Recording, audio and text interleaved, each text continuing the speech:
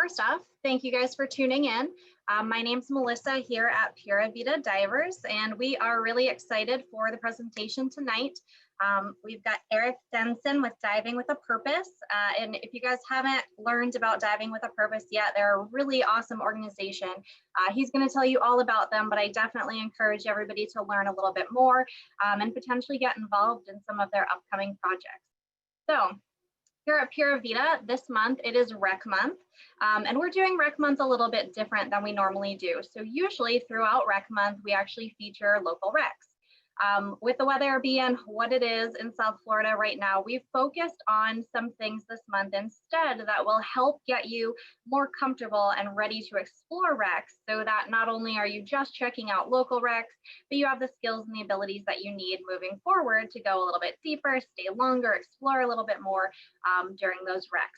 So throughout the month, if you are interested in learning more about classes that'll get you really ready to explore recs, we have a peak performance buoyancy class. If you guys have ever gone inside a wreck or even been near a silty bottom, you know this is definitely a class that you need to take. Peak performance buoyancy is normally just about controlling your buoyancy offshore, but we're actually doing this class a little bit different. So we're tailoring this class to wreck divers. We're using reels. We're throwing in some additional skills that you wouldn't normally get during your average peak performance buoyancy class to better prepare you guys to explore wrecks and ideally to become PADI wreck divers if you're interested in doing that specialty. The other really cool event that I am very pumped about is actually happening on Sunday. We're going to hear a lot of history from Eric tonight, and we have a photo workshop that sort of helps divers correlate the history of the shipwrecks they're diving with their photography skills. So on Sunday, we have the story behind the wreckage photo workshop. This actually helps you learn more about the history of local wrecks, and it tells divers how they can capture the actual story of a particular wreck.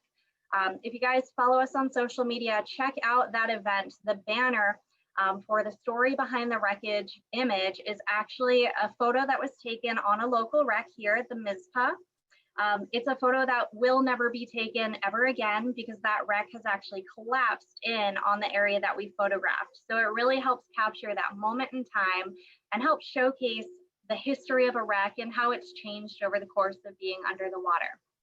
So if you guys have any questions about those upcoming events, feel free to reach out. You can send us a message on social media, or you are welcome to email me.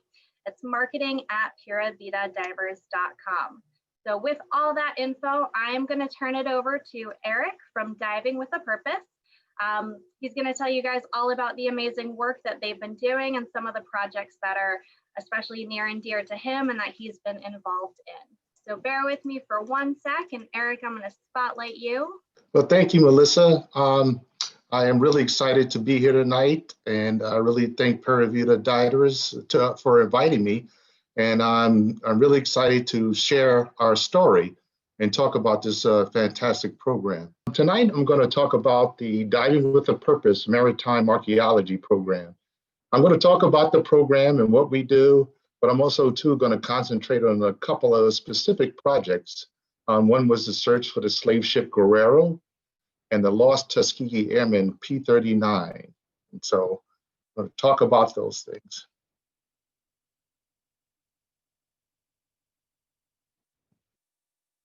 So a little bit about myself. Again, my name is Eric Denson. I am a lead instructor for the Diving with a Purpose program. I'm also the board member. I'm co-founder and president of Diverse Orlando Scuba Club, which is an affiliate club of the National Association of Black Scuba Divers. I am a PADI dive master. I've been certified since 1992. I am a scientific diver. I dive with NOAA, the National Park Service. And I'm also in the National Association Black Scuba Diving Hall of Fame. I was selected there for 2010. My day job, believe it or not, I am an electrical chief engineer at the Kennedy Space Center, and I've been there for 30 years. So what is diving with a purpose? Our motto is restoring our oceans and preserving our heritage. We are a nonprofit organization dedicated to the conservation, protection, of submerged heritage resources, and we provide education, training, certification, and field experience to adults and youth in the fields of maritime archaeology and ocean conservation. We have a special focus in the protection, documentation, and interpretation of African slave trade shipwrecks, and also the maritime history and culture of African Americans, and again, and their large contributions. So I'm going to talk a little bit of how we got started. Back in 2003, members of the National Association of Black Scuba Divers were asked to participate in a documentary called the Guerrero Project. And the documentary talked about the search for the slave ship Guerrero, as told through a book by Gail Swanson.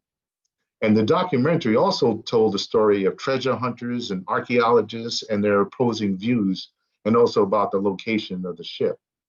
The late Brenda Lesendorf, she was one of the stars of the documentary. She was the only archaeologist in Biscayne National Park. And we talked about, during the documentation, how she needed help to document all of those shipwrecks in the park. And her and Ken Stewart, who was the founder of the Tennessee Aquatic Project, DWP was their brainstorm, and they developed the DWP program. And it was really designed to teach people the maritime archaeology techniques, but also train people that train divers that when we were actually looked for the Guerrero, we actually knew what we were doing. But one thing that Brenda always wanted us to do was also teach others. And so that's a foundation of our program, is not only do we do these projects and all that, but we have field schools, and our main goal is to teach and educate too as we go along. So since 2005, over 500 people have participated in the program, resulting in training of what we call over 185 maritime archaeology advocates, including 78 youths. And it has been 15 years, but we only do this program for, as far as the field school, just a couple of weeks a year. So each year it gets bigger and bigger, and we get sold out every year. The first year, which I was involved since the inception, was only 3 of us in the program. But each year we're at full capacity with our boats. And since then, we have documented 18 shipwrecks, including 18th and 19th century sailing vessels, World War II aircraft. And this is all volunteer effort hours. None of us get paid to do this stuff. And we volunteered over 18,000 hours in Biscayne National Park, National Marine Sanctuaries around the US. And along this way, we've actually received numerous awards. We received the Take Pride in America Award, and that was awarded to us by the Department of Interior, and that was awarded to a Volunteer Organization of the Year. And we actually got a chance to go to Washington, D.C. to receive that award, and actually got a tour of the White House at the time. We've been featured in a PBS documentary called Changing Seas, and one of the episodes called Sunken Stories.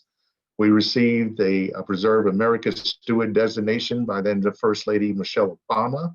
We actually have an exhibit in the National Museum of African American History and Culture in Washington, D.C. And one of our own program directors, Mr. Kenneth Stewart, was named Scuba Diving Magazine's Sea Hero of the Year in 2018. And we've we've conducted field schools in Mozambique, Costa Rica. We assisted in identification of the last slave ship Clotilda that happened last year. We actually were featured too, and I'll tell more about some of these things, in the History of Diving Museum in Islamorada, Florida. And some of our DW peers participated in a recent documentary with Samuel Jackson called Enslaved. And maybe some of you have seen that documentary. Our Diving with a Purpose Maritime Archaeology program, our mainstay is a 1-week field school, and it's a really intense, it starts Sunday and ends Saturday, and it's an intense 1-week program, and it teaches us the basic of maritime archaeology. We also learn about ship construction, artifact identification, mapping techniques, And we also got learned about historical and cultural research and context. And it's not just about documenting the shipwrecks. All of these shipwrecks tell a compelling story. Um, and by understanding the artifacts associated with these shipwrecks, it gives you a story of that shipwreck. It can tell you a story of the people aboard during that era. What were they carrying? What were their mission? What were their lives like? And we're looking at these pictures here too. These different things tell you a story, like the plate there is showing in there. That's called earthenware. And that earthenware was very popular during a certain period of time. And so by looking at that, we can date a shipwreck, date the time frame when that shipwreck was active. The same thing with anchors. Anchors changed over time. You can see a picture there. They can tell you about the size of the ship, the time frame of the ship, and even maybe the country of origin that ship may have come from. Then there's other things that tell another story too. You see down at the bottom of that presentation, there's items that look like kind of like horseshoes. And I'm actually holding one up here. I don't know if you can see my video too as well. This is called a brass manila. And this was actually used during the slave trade as currency to buy and sell slaves. And this was actually recovered on a slave ship. Now, artifacts like this sometimes are, just because it's not gold or silver, just kind of looked over. I actually brought this artifact in a store in Tampa, and I only paid like $10 for it.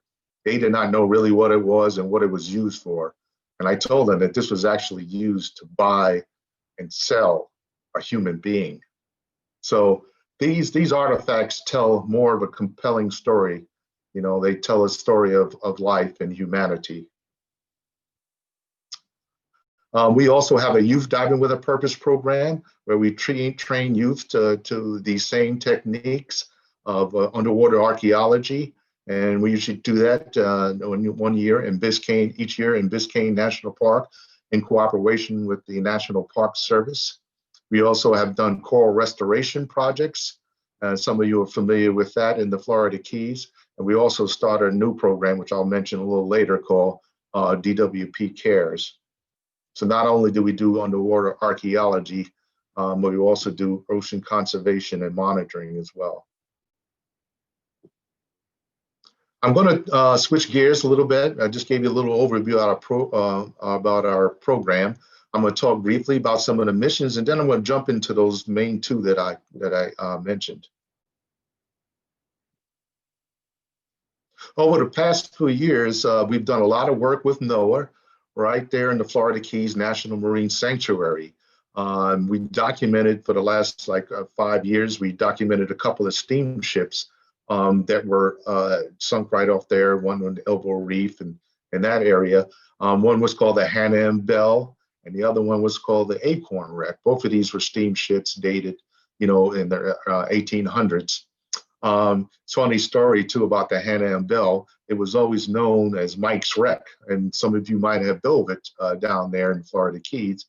And it was simply known that because the captain of the boat, his name was Mike, who found the wreck originally, and of course he named it after himself. So, but we did research and documentation with NOAA, and we were able to date the actual time frame of the ship. We looked at also the type of vessel this was, again, the size and everything correlated to the Hannah M. Bell. So we were actually able to positively identify that ship as the Hannah M. Bell. And you can see down there in the bottom right-hand corner, that's actually a composite site map that we developed that was actually over 3 years of work there. And that's the type of work that we end up doing. We do our composite maps from our different sessions here. We break up the divers into different groups. They're assigned sections to a wreck, and we pull those drawings together from each group, and we ended up putting up a composite map. Typically, we have what we call a baseline that we run. You can see my marker here. There's a red line that goes right down the middle of the wreck. And as I mentioned, we assign divers to different sections of the wreck, And this line was over 200 feet. And so we would sign different sections, and they would do sketches of these sections, and we would actually put those maps together. Another project that we involved in, well, I'll take a step back here. We started doing most of our work in the Florida Keys and Biscayne National Park, but we have definitely expanded well beyond those borders. And one of the projects that we were involved in was a collaboration with the Smithsonian, George Washington University, and the African Museums in South Africa. And some of our members participated and documented the San Jose, which was a slave shipwreck that was found off the coast of South Africa. And you can see here some of the pictures. They didn't have the greatest conditions, but the shipwreck was actually very close to shore. I'm a Florida wimp. I didn't participate in this project. This water was about 40 degrees, and I said, oh, I'll pass, or maybe I'll just do topside support on this one. But some of the artifacts that they found was slave shackles, you can see here. And what you see at the bottom here is ballast that were found. And the ship was positively identified as the San Jose. And because of that work, as I mentioned too, some of those artifacts from the San Jose are on exhibit in the National African Museum of History and Culture in Washington, D.C. And we are part of an effort called Explore More Gallery. And you can see some pictures there from our group and our work with the project. The picture there, Kamal Siddiqui, who is also a board member and a lead instructor for Diving with a Purpose. Now I'm going to jump and talk about the couple of projects that I wanted to talk about here. So the first one, which really kind of jump-started our program, which was called the Guerrero. So the Spanish slave ship Guerrero was wrecked in December of 1827 on a reef near Key Largo, Florida. It was wrecked while carrying a cargo of 561 enslaved Africans. These African people were being carried to Cuba to be sold to plantation owners. The Guerrero met its doom after a British Navy ship, the Nimble, intercepted it while on patrol. And at this time, even though slavery was still active, but the actual shipment or import of slaves at that time was illegal. So a chase ended a few hours later with both ships basically stuck on the bottom of there, and there's Carey's Fort Reef near Key Largo. The impact sank the Guerrero in the shallows, drowning 41 of the enslaved Africans. The Nimble, which was again chasing, was much luckier it didn't sink, and it actually threw its anchor overboard to help release itself from the reef. It didn't end there, but after Good Samaritans came with wrecking vessels to aid both ships, but the Guerrero's crew hijacked the rescuing vessel and made their way to Cuba with nearly 400 Africans. And those on the damaged Nimble could only look as they got away.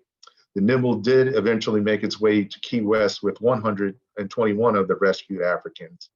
The rescued Africans spent a long time period in the Key West area, and it wasn't until 10 years later that some of those Africans who survived were taken back to Liberia. And there's also an African cemetery there at Higgs Beach, and remains of other slaves are buried there in the cemetery. So for our search, so DWP partnered with NOAA and the Mill Fisher Maritime Heritage Society to search for the slave ship Guerrero and explore possible sites of the shipwreck. So we initially did 2 expeditions in 2010 and 2012.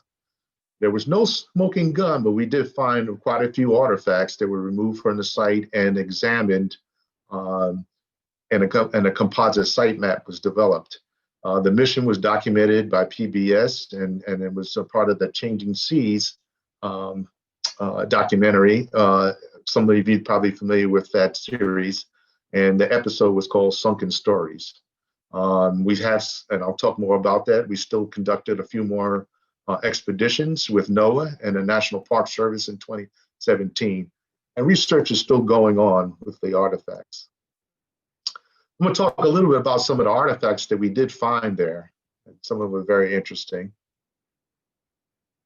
So lots of bottle fragments. You can see here the different types of bottle fragments we found from a demijohn and other olive jars. And it's funny too, I remember one of our members too, he pulled up a bottle fragment and said, hey, I got another one from the, the 1800s. And of course, that was like a piece of a Heineken bottle. So we have to be careful with our identification. But you can see here some different fragments too, and how they can relate to those bottles and those jars that were used during that time frame. And that's the key point here. We pick up these little pieces of glass or fragments here, and at first glance, they may not mean anything. But if you put all that empirical evidence together and look back in history of the type of jars and things that they used, it tells that story. It says, hey, yeah, this is the same time frame that the Guerrero would be active. These are the type of bottles and tools and different things that they would use. So we found a lot of cologne bottles, and these are from the early 1800s, a late Georgia rummer glass. And actually, you can see the bottom part of that was actually in very good shape. I mentioned too about the pearlware and earthenware. And I remember I found one of these little slivers of plates down there too. And again, these type of things relate back to the date of the Guerrero and type of things they would be carrying too. There's brass and bronze as kind of a reliquary that would hold jewelry. And this is another interesting piece, it's called a clister. And I was like, what the heck is a clister? And one of our archaeologists told us, well, that was their time, that was an enema of their time. And I thought to myself, okay, I don't know if I want to pick that one up. But think about it, they didn't eat a lot of fruits and vegetables, so it's probably something that they needed. We found lots and took samples of a lot of wood plankings. And the interesting part is that the wood was made out of white oak from the northern hemisphere, and that kind of dates back to what the type of ship that the Guerrero was. It also had copper sheathing, and those that you don't know what that is, that's kind of a copper metal plating that they put over the hull to reinforce it, and also to keep it from the worms eating the wood. And so we found a lot of that copper sheathing, also a lot of fasteners. Found lots of rigging, different riggings and knees and things that would support the vessel. And one of the things I enjoyed, and I found one of these pieces too, was a bar shot. And at first when I saw it, I looked at it and I didn't know what a bar shot was. And I thought it was a barbell. I said, what are they doing with a barbell down there? And those of you who don't know what a bar shot is, they actually would shoot that out of a cannon, and it would shoot and get caught up in their rigging and sails. And think about it, these are pirate ships. What do they want to do? They want to take your vessel. They don't want to sink it. They want to just disable you so they can get on and take your goods and what have you, or even take the ship. So that was something that pirate ships really used quite a bit. And we also found lead shots as well. Quite a few cannonballs. We had different sizes, 24 pounds and 12-pound cannonballs. And you can see here one of them going under restoration. And some of them did relate to the size of the Guerrero. Some of them did not. But so we did have some evidence there too. One of the things too we found too was a big, large anchor. And part of the story was told that the Nimble, who was chasing the Guerrero, dropped their anchor to try to relieve themselves from the reef. And within this area, we found this very large anchor. And again, it relates back to that time frame of the Guerrero and the Nimble. So as I mentioned too, there was more work done in 2017 by Diving with a Purpose members, National Park Service, as well as NOAA. We did some magnetometer surveys, and we had different Cannondales that were found there. So we definitely know there was some activity there. There was still no smoking gun that says, hey, this is the Guerrero, but there's lots of evidence in the different sites that we've looked at. So we've been trying to narrow it down. Now I'm going to change gears to another project that we do. And this one is not in the Florida area, but this is one that was really, really, really dear to my heart because these guys are really true American heroes. And this project really meant a lot to me. For those of you who don't know, and I didn't know at the time, but during the middle years of World War II, Michigan was home to many of Tuskegee Airmen pilots. And those of you who don't know who the Tuskegee Airmen were, they were African-American pilots and combat units that fought during World War II. And the Tuskegee Airmen was really, it was an experiment. It was an experiment to show that African Americans could not or were not capable of flying or being pilots, if you will. But it turned out to be that they were some of the best pilots in World War II, such that bombers asked to be escorted by the Tuskegee Airmen. But with that said, though, so they were trained in Tuskegee, Alabama, at Tuskegee Institute at that time, Tuskegee Airfield. But after their training there, a lot of them went up to Michigan and did advanced training in the Michigan area before going overseas. And one of the reasons why is that the terrain and also the climate kind of mimicked the European theater. So they did advanced training up there in Michigan. And two Tuskegee, and unfortunately, plane wrecks did happen as part of training. So two Tuskegee Airmen plane wrecks were discovered in the Michigan area. One was in Lake Huron, and the other was in the St. Clair River.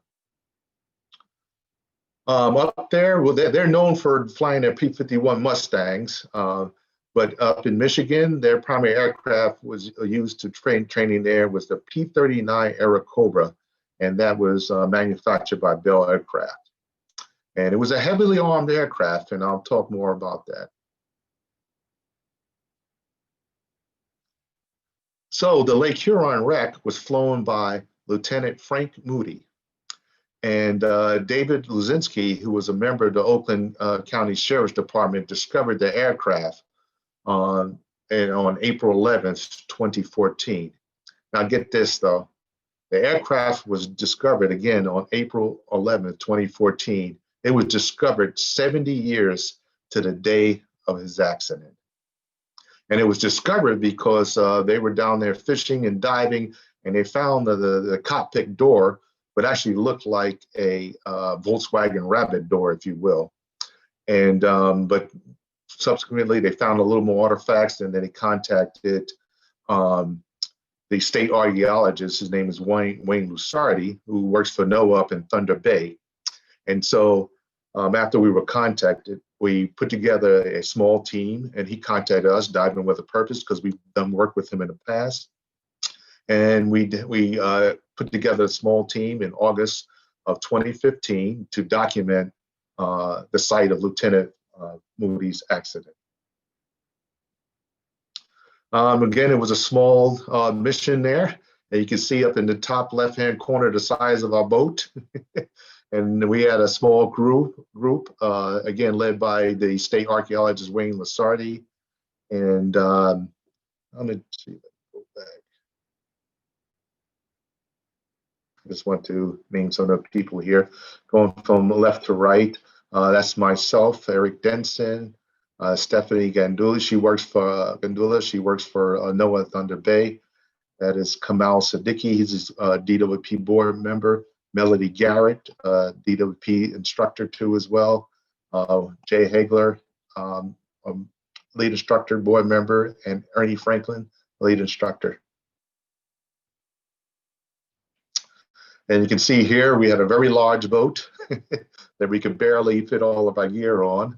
Luckily too, there was a station that we could get a dive station that we actually pull the boat up and actually get our tanks filled, so we didn't have to take multiple tanks. was actually a very beautiful area of Port Huron. That's where we were. And this is the lighthouse up here. It's actually part of the Coast Guard station, and that was our base of operations. And in the background, you can see the Blue Water Bridge, and that actually connects to Canada.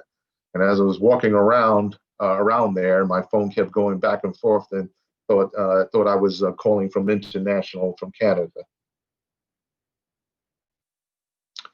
So the wreck site of the Lieutenant Moody's P-39 Airacobra, this gives you an example of the large spread area, and gives you a feeling of the violence of the crash. And so these dots represent different parts of the aircraft, like fuselage gun here. We had the tails, gun port, engine, instrument panel, wing section, wings. So they were spread out in a large area. If you see down here in the scale here, from here to here is 420 feet. So this is a very large area. One of the things we couldn't do is a composite site map, just because of the size and the distribution of the artifacts. So we did a lot of things with GPS, taking readings of the locations of the different artifacts. So here I'm showing some pictures of some of the artifacts here. And this is one of the main areas we started with. This is actually a wing section of Lieutenant Moody's P-39 aircraft. And as you can see here, one of the things that was really stood out as we moved the algae and so across from the wing, you can actually see the military star of the aircraft. And those of you who don't know, the Air Force didn't exist in World War II. So these were actually Army Air Corps pilots. And this is one of my favorite pictures. I actually took the picture, and this is Wayne Lasardi there, state archaeologist. This is so moving to me because I look at that picture and I look at that star, and it almost brought tears to my eyes when I was down there. Because to me, that, Lieutenant Moody gave his life, for a country. And at the time, he gave his life for a country that didn't believe in him. And although he believed in his country. Some of the other artifacts that we saw, and this is a graphic down at the bottom of the engine block and drive shaft. And you can see here, there's the drive shaft and also the engine block there too as well. Here's the tail section. We're doing documentation there. And you can see one part of the propeller. This is the cockpit door that I mentioned. And it was pretty much intact. We only found one door, but it was pretty well preserved. And actually, too, you can see here the landing gear. And it's amazing that you can still see the rubber. 71 years later, you can still see the rubber on the tires. We saw quite a few 50 caliber machine guns down there. Again, that P-39 aircraft was heavily armed.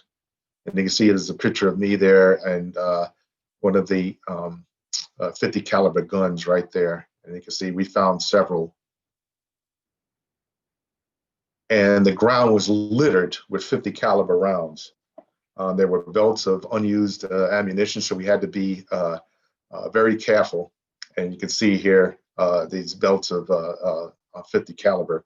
And I'm showing in my picture here, my video, size of a 50 caliber round. And you can see here that it's a pretty good size. And there were literally hundreds of them down there.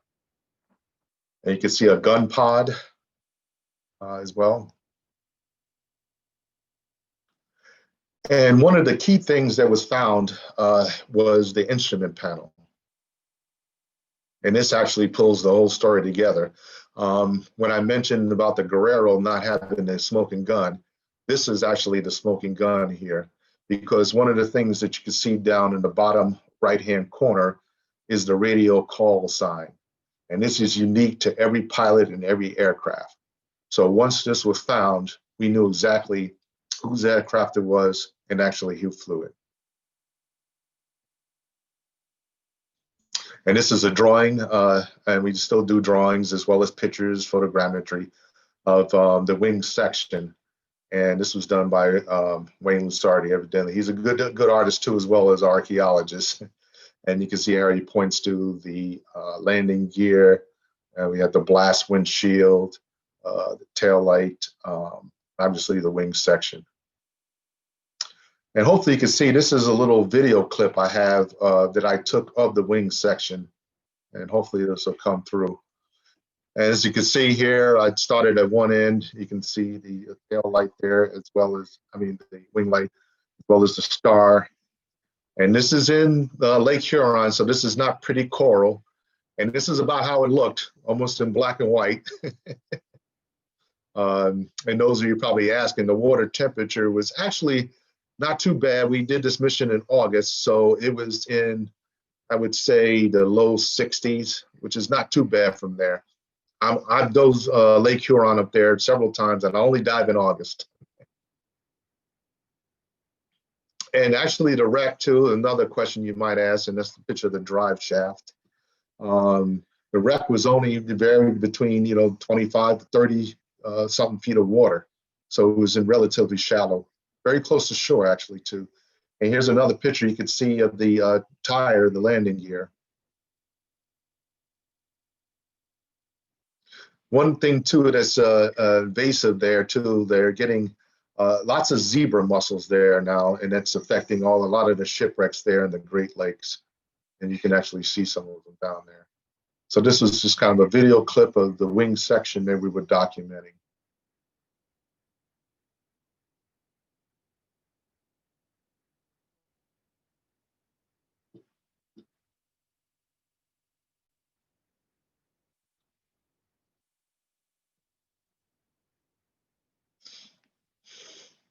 So afterwards, after our mission, we laid a wreath down at the site to pay our respects to Lieutenant Frank Moody. We also visited the National Museum of the Tuskegee Airmen, which was based in Detroit, Michigan. Very interesting story there. When we visited the museum, we had dialogue about raising some of the artifacts and actually maybe having a permanent exhibit in the museum. But while we were in there, I mentioned Ernie Franklin, who is right here on the far right in that picture bottom. He actually is a graduate of Tuskegee University, where they trained. He's also a native of Detroit, Michigan, where we were visiting there too. So while in the museum, we were looking at some of the archives, and he actually saw a picture of his high school math teacher. And come to find out, his high school math teacher was a Tuskegee Airman. And another interesting part is that he was in the same class as Lieutenant Frank Moody. So that was another thing of this mission. Everything seemed to give us chills about this mission. So in 2018, some of the artifacts were recovered and are undergoing restoration and conservation up in Michigan. And eventually they will be displayed in the museum here. So that cockpit door was raised, the armored windshield was recovered. And also, it's kind of hard to hear, but that instrument panel too here was recovered. Again, one of the interesting artifacts, one of the main artifacts. So we wanted to do a little bit more to recognize Lieutenant Moody and some of the other Tuskegee Airmen pilots that perished in the Michigan area. So we are dedicating a memorial next year. We were going to do it this year, but obviously COVID had different plans for us. But it will be in the Memorial Flag Plaza there in Port Huron, and the dedication is planned for August of 2021. And we are still raising money and funds for the memorial. Things are on track, and we are still taking donations at divingwithapurpose.org.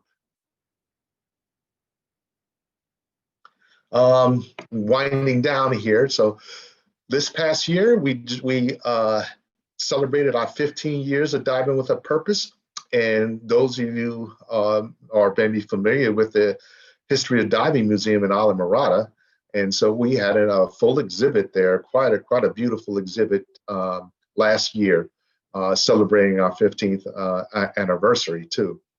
And I don't know if you could see him, but in the top right-hand corner there, we had a visit by Samuel Jackson, who came down to visit the museum and also to do work with us. And this was part of his documentary called Enslaved that was featured on Epics.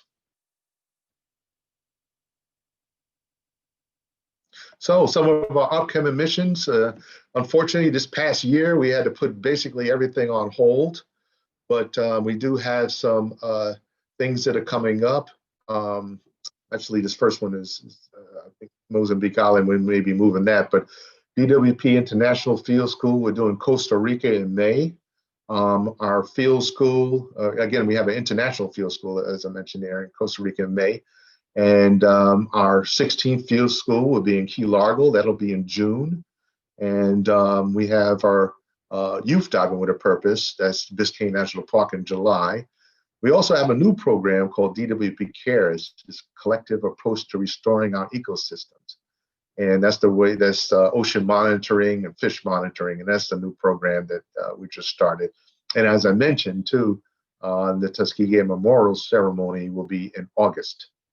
And if you want to learn more about Diving with a Purpose, just go divingwithapurpose.org.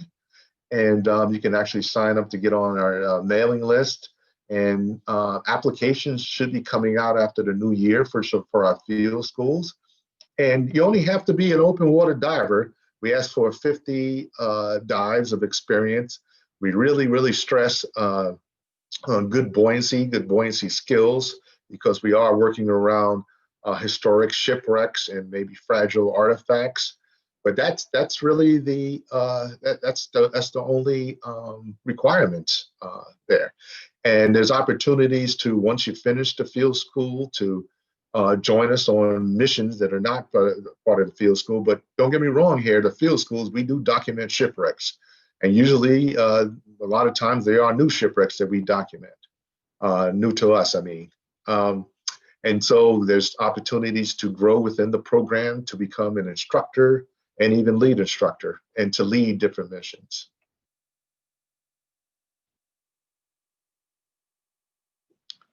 So with that said, I believe I am done, and I would like to open the floor up to questions. Or Melissa, you can take over and moderate. All right, perfect. Thank you. That was, wow, that was a very moving presentation. A lot of really interesting information, Eric. So it's really interesting to have your firsthand experience having been there underwater, working on these projects. So thank you very much for just, sharing not only the information, but a little bit more about your experience down looking at some of these shipwrecks. Okay, so really quickly, I think one of the main questions, you did mention the website. Is that the best way to support Diving with a Purpose? Just go to the website, we can donate there, we can see everything coming up. Are there any other channels where we can sort of keep up to tabs with what's happening with Diving with a Purpose and help support the organization? Yeah, that's the first step. You can always follow us on Facebook. We're very active in social media too as well, but that would be definitely your first step, is to visit us on Diving with a Purpose and .org, and learn a lot more about our organization, the interesting people, the interesting projects that we're doing, and how to get involved. Okay, wonderful. Daryl has a question. Have any books been written about your dives yet? That's interesting. I wouldn't say books per se, but we've been involved in a lot of documentaries and various, again, social media platforms. You can look us up, and with Nat Geo has done a couple of things on us. A lot of different platforms, PBS, but no books per se. But I believe one of our founding fathers here is Dr. Jose Jones, is putting a book together about his life, and just NABs and Diving with a Purpose too as well. So maybe one day when I get retire, I'll write my memoirs. Yeah, you've got like that road just paved ahead of you. Okay, so, this is a good question from Eric. I actually have the same one written down. So how did the plane end up sinking, or did actually looking at it underwater lead you guys to find any more information about whatever accident or events occurred that day? Yeah, we did some historical research too, and it really just sounds like they were doing gunnery practice and that type of thing. Or what from the information we got, it was a just engine failure.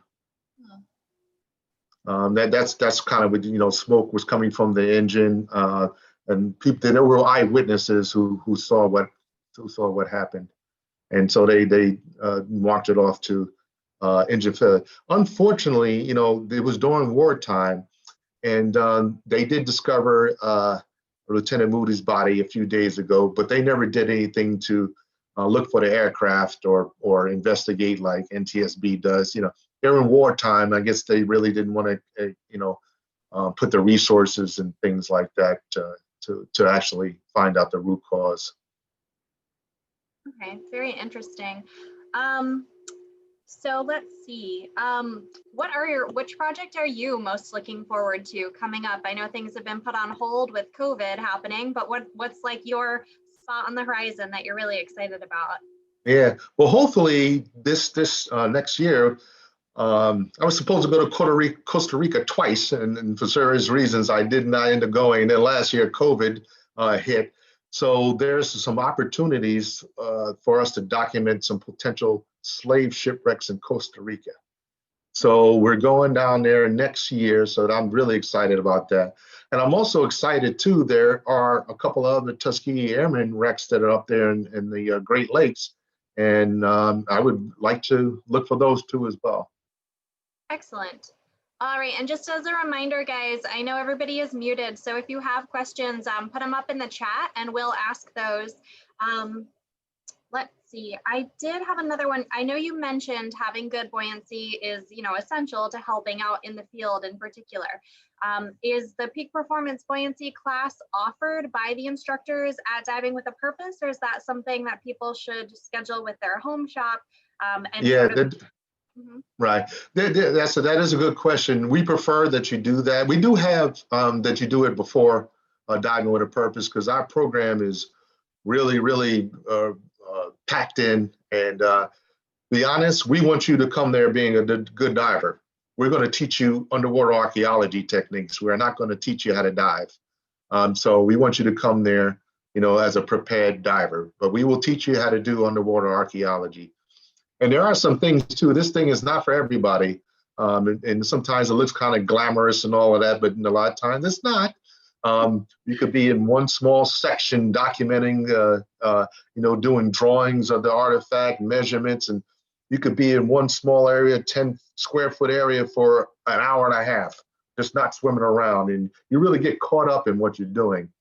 And a lot of us are engineers and scientists, and we like that type of thing. We like to concentrate and measure and concentrate. So it's not for everybody, but it is very interesting. I find it very rewarding. Okay, excellent. It certainly sounds like it. And from just the photos of seeing what you guys are finding underwater, I mean, you're literally touching history. So that's really amazing. Excellent. Can you tell us a little bit more about the field schools, generally about how many days is it? What are people learning in practice? Oh, yeah, absolutely. So the field school, again, it's tiring. Every time I go there, I'm like, wow, I'm getting too old for this. But it starts out on Sunday and it goes through Saturday. So Sunday, we usually kind of have a meet and greet, just give a little, just kind of little orientation of the program. Then it really starts on Monday. And we have different presentations in the morning. We'll teach you basic underwater archaeology techniques, mapping. We also have presentations about shipwreck construction, artifact identification, overview of archaeology. And then in the afternoon, that same day, we do a mock shipwreck outside in the parking lot. We grab little pieces here and there and create a mock shipwreck. And we do hands-on, actually, what we talked about that morning, doing measurements of the artifacts, how to do the mapping, how to pull all this together. We do all that one day, then the next day we are in the water. The next day, Tuesday, we are in the water. Our first dive is usually a site orientation, to get familiar with the wreck. And then we break up into teams and we start documenting, teams are assigned a section of the wreck and they start documenting. And we do that. And in the evenings, they can come back, look at their drawings, clean stuff up, think about things that they may have missed. And we're back in the water on Wednesday. And we're there all day documenting stuff and everything too. Then Thursday, we take a pause and all the groups come together and we do classroom work. We start transferring what we drew underwater into paper, and we discuss with the teams what they saw to try to put the puzzle together. Then Friday, we're back in the water and we try to finish it up there and pull all the loose ends together. And then Saturday, we may do a little bit more cleanup and we're done and have graduation on Saturday. So there's classroom training involved, 2 days of classroom training, 2.5 days of classroom training, and 3 full days of diving. And people get so into it that they're in their dormitories and their rooms doing stuff in the evening from as soon as they get back from 8 o'clock to midnight, because they get so focused and into what they're doing. Excellent. That sounds really interesting. I can't imagine that you wouldn't get really into it. You know, you're actually practicing archaeology underwater. We had a really neat question from Tony. So did you, was the call number the sole identifier being used in regards to the plane, or did you find bureau numbers or any other identifying features other than that call sign?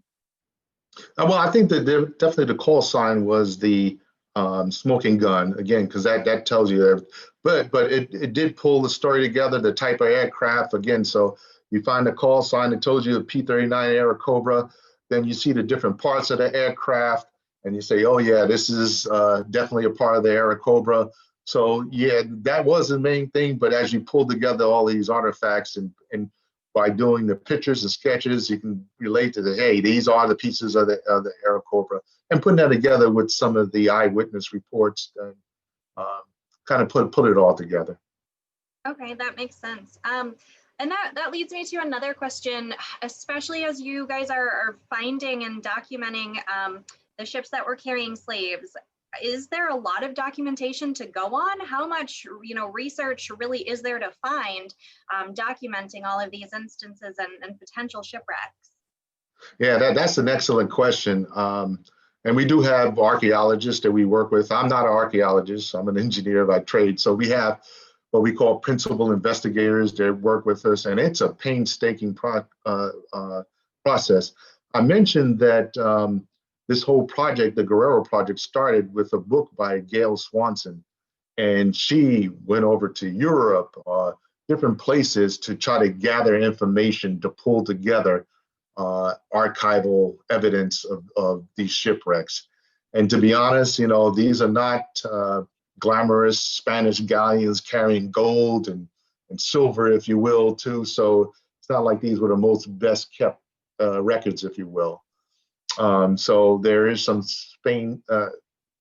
painstaking research that goes along with this. Okay, interesting. Daryl was asking, how many students do you guys take in field school? Yeah, usually that's, well, one thing, there's a couple of things that hinder us a little bit. We do work with NOAA, the National Park Service, so we have to fit in their time frame when their principal investigators come in. So a lot of times we only end up doing it once or twice a year, and we're limited by the size of the boats. So we try to get the biggest boats we can, like down in the Keys. So usually it's 30, like I would say 30 people or so each session, something like that. And if we can fit more in, I'm talking about a different week, then we'll work with that. But that's one of the reasons why this program fills up so quickly. I mean, we put it out there because we have a lot of people that are repeat offenders, if you will. Like, people come every year, they want to come. So a lot of times we only ended up with maybe a dozen slots for new people because we have so many people returning, and they usually get, kind of first dibs, if you will. So we try to open it, have slots for new people every year too as well. Okay, excellent. What is the cost of the field school? A lot of interest about the field school. It really seems neat. Oh, that's a good question. I wish I could tell you off the top of my head, but I think for new people, it's about, don't quote me on it, but it's around 500 something. It's about $500 or so for the week. And this is a PADI specialty course. I should have mentioned that too. So we are a PADI specialty. And we usually have discounts too for people who are returning. So once your first year, because you'll get books or CDs with new material on that. Returning people do not get that, and so their price is a little bit different. So, but I think it's $500 or $600. I should have brought that with me. I got it on my computer, but so don't quote me on that exactly. Is it easy to go to the website, or is there any particular contact that people can get in touch with if they want to sign up or learn more about upcoming field schools? Yeah. Just go to divingwithapurpose.org and just contact us, and you can just request to get on our distribution list too. And I think our name's there. You can personally contact me too as well. And you can share I'll give you my other email address, and people can contact me there too as well. You want to send that out. Perfect. And guys, the website is linked in the chat, so you can check it out there. And then, of course, when we post the recording on social media, we'll be sure to tag Diving with a Purpose, and we'll share their website as well, so that you'll have those resources at your fingertips. All right, excellent. And then I know, you mentioned the Tuskegee project being one that's certainly near and dear to you. I would assume that there's, a big emotional component in actually putting your hands on, these artifacts and this history. Do you want to give us like any insight into that, or your most maybe profound moment or impactful moment working on these projects? Yeah, and I mentioned that during the presentation, that especially with the Tuskegee Airmen, because these are my heroes. I work for NASA, so those pilots and astronauts, they are my heroes. And so to be a part of documenting and sharing their story was really, really moving to me and very important. And that's one of the reasons why we're going even a step further to do that memorial, because we wanted to share their story and let their legacy be told. And so again, when I initially did the dive down there, and I saw the wing with the star on it, that was really so moving, so moving. So that was definitely one of my biggest things. I just pulled up our last year's application, so I was right around the ball. It was $550 for new people, and returning was $400. So. But that's a week-long program, and that includes 3 dives and includes lunch on the boat, so as well as the training sessions. Excellent. Classroom sessions. That's a very good price for a week-long class. What actually certification do they earn, and did you guys create that, or is that a standard PADI specialty? Yeah, we actually created it. That was one specially for DWP. We did that, I want to say about 7 years ago or so. And we also have a PADI specialty instructor training, so you can get that. You can teach that specialty as well. Okay, excellent. That's really interesting. Yeah, I would imagine that it has to be a created specialty. Nothing else is really going to touch on all of the skills that you guys need to have working on these projects. Yep. All right, wonderful. Okay, it looks like questions have slowed down a little bit. So Eric, I want to say certainly thank you for your time tonight. We really enjoyed learning about Diving with a Purpose, and obviously you guys are a fantastic organization and you're doing really important work. So, just as people in the dive industry, we appreciate you guys, devoting your time and efforts really to restoring the oceans and preserving heritage. We'll go ahead and we'll post the recording, and then if people have questions, I can field those to you once those are posted, and we can get a little bit of a social media chat going on. So again, if you guys need resources, divingwithapurpose.org. It is linked in our chat, and it will be linked on social media as well. They are tagged in all of the posts about tonight's presentation. And then once you're on their website, as Eric was saying, there are a ton of resources. You can actually go through and learn a little bit more about the individuals who make up Diving with a Purpose, and see their upcoming projects. So I definitely encourage everybody to please check that out at your convenience. And certainly if you can, consider donating and supporting their organization that way, as well as getting involved. All right, wonderful. And so just as a quick reminder, if you guys are interested and you're wanting to do your peak performance buoyancy certification, we definitely offer that here at Pura Vida Divers, or you can certainly, get in touch with your home shop. And I think, unless there's anything else you want to add, Eric, I think we're good. Yeah, thank you about that peak buoyancy. That is very, very important. So I'm glad you guys are doing that class right now. So take that class and then join DWP. All right, wonderful. Well, you guys have a wonderful evening. Thanks everybody for tuning in, and we'll have everything posted with some more resources online for you guys to check out in the near future. All right. Thank you, Melissa. Thank you, Pura Vida. Thanks, Eric. You have a great night. All right, you too.